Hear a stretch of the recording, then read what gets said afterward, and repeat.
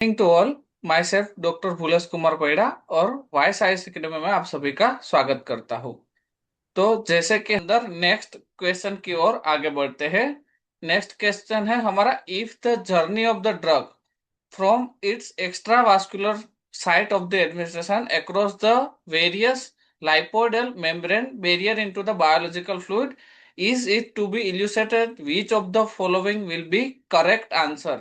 इसमें से कौन सा करेक्ट आंसर होगा आपके मुताबिक आप मेरे को बता सकते हो।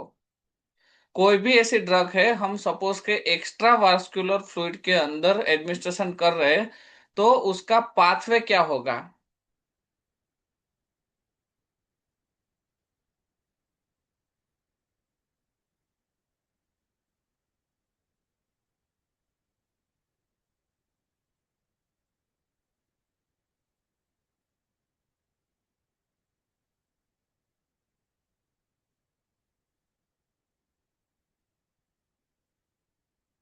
आप में से कोई मेरे को बता पाएगा।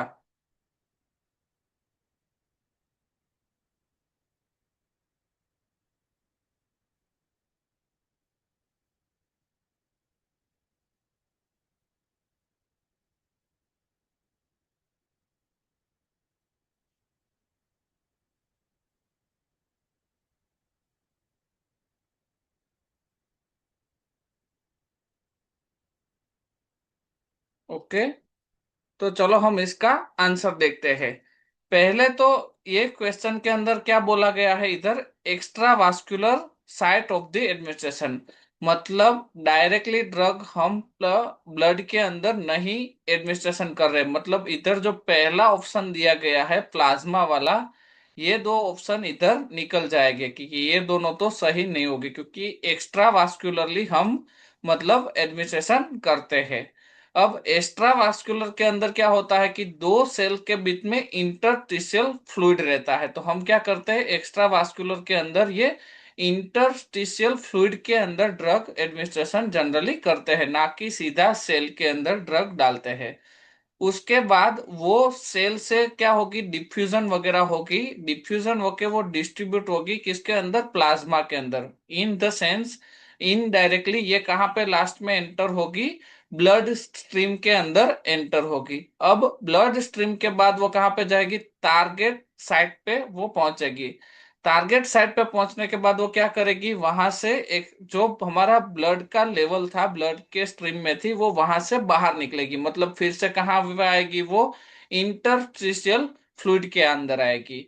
वहां इंटरस्टिशियल फ्लूइड के अंदर पहुंचने के बाद वो कहाँ पे जाएगी, टारगेट साइट का जो सेल्यूलर फ्लूइड होगा, सेल होगा, उसके अंदर वो पहुंचेगी और लास्ट में क्या होगी, इंट्रा ऑर्गेनल फ्लूइड के थ्रू वो एक्सक्रीट हो जाएगी ड्रग अंदर। मतलब इसका आंसर ए आएगा।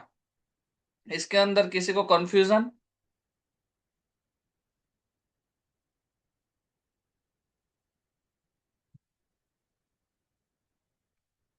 ठीक है, तो नेक्स्ट क्वेश्चन के हम आगे बढ़ते हैं। Which of the following anaesthesia increase the intracranial pressure, मतलब इसमें से कौन सा ऐसा एनेस्थेसिया है जो जनरली इंट्राक्रेनियल प्रेशर को इंक्रीज करता है। तो इसके अंदर जनरली केटामिन आंसर आता है, क्योंकि केटामिन वगैरह का आप डिस्क्रिप्शन वगैरह देखोगे तो उसके अंदर क्लियरली लिखा है कि वो सेरेब्रो स्पाइनल फ्लूइड के अंदर ब्लड फ्लो इंक्रीज करता है। तो वो ब्लड फ्लो इंक्रीज करने की वजह से क्या होगा, वो इंट्राक्रेनियल जो क्रेनियल सीएनएस है उसके अंदर ये मतलब जो होगा ब्लड फ्लो वो इंक्रीज होने की वजह से प्रेशर भी वहां पे इंक्रीज होगा।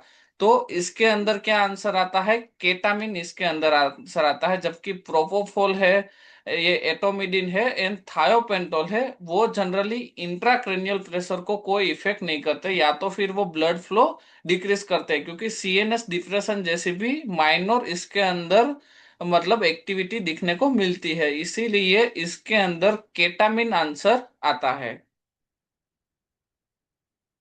Which of the following property are desirable for the intramemory antibiotic formulation used for the treatment of the acute mastitis? इसके अंदर क्या आंसर आ सकता है।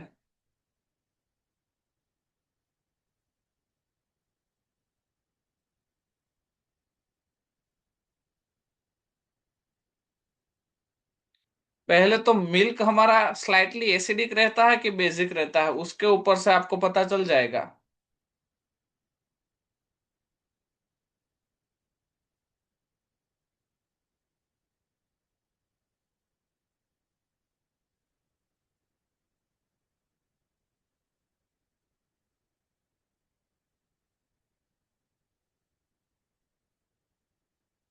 बैक्टीरियोसीडल वीक एसिडिक, कोई बता रहा है कि इसका आंसर बी आ सकता है। और कोई?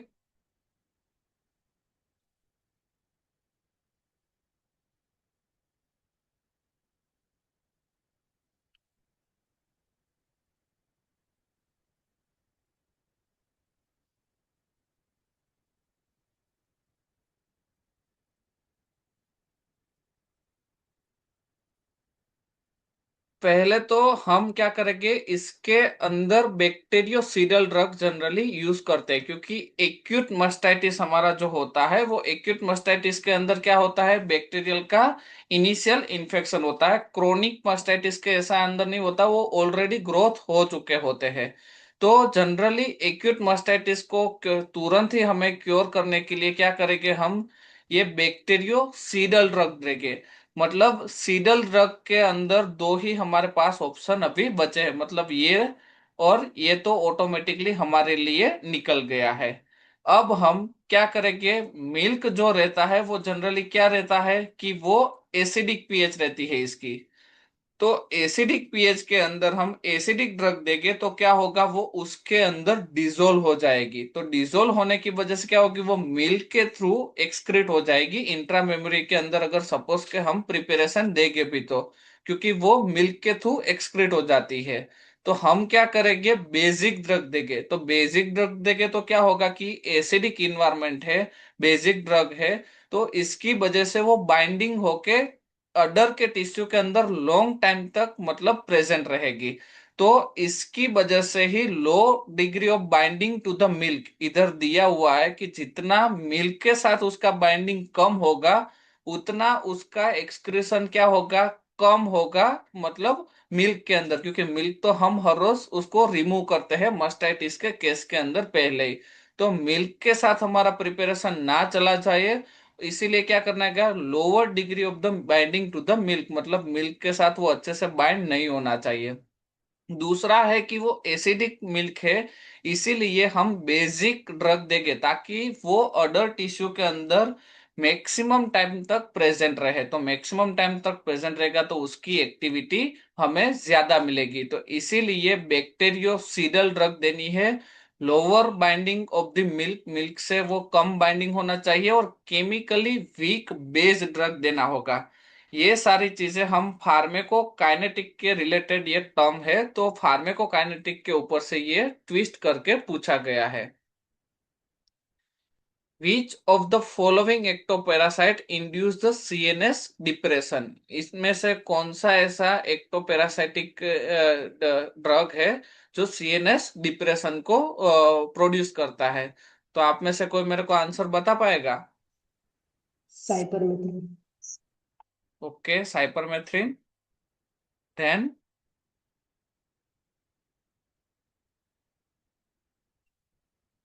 तो चलो इसका आंसर देखते हैं। जनरली अमित्राज वगैरह है, वो एक्टोपैरासाइटिक डिप्रेशन है, जबकि साइपरमेथ्रिन है वो सोडियम चैनल डिस्ट्रीब्यूटर है, leading to the tremor and muscle flexion and excitation. Excitation जैसी इसके अंदर चीज हमें दिखने को मिलती है साइपरमेथ्रिन वगैरह के अंदर। फिप्रोनिल जो दूसरा उसके अंदर ऑप्शन था, उसके अंदर क्या था, GABA gated chlorine channel insecticide. Generally इसके अंदर भी हाइपर एक्साइटेशन वगैरह मिलता है, मतलब सीएनएस डिप्रेशन इसके अंदर भी नहीं मिलेगा।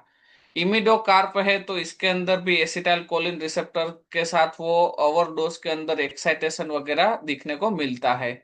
इसीलिए इसके अंदर सॉरी आंसर आएगा अमित्राज आएगा, ना कि साइपरमेथ्रिन आएगा। Which of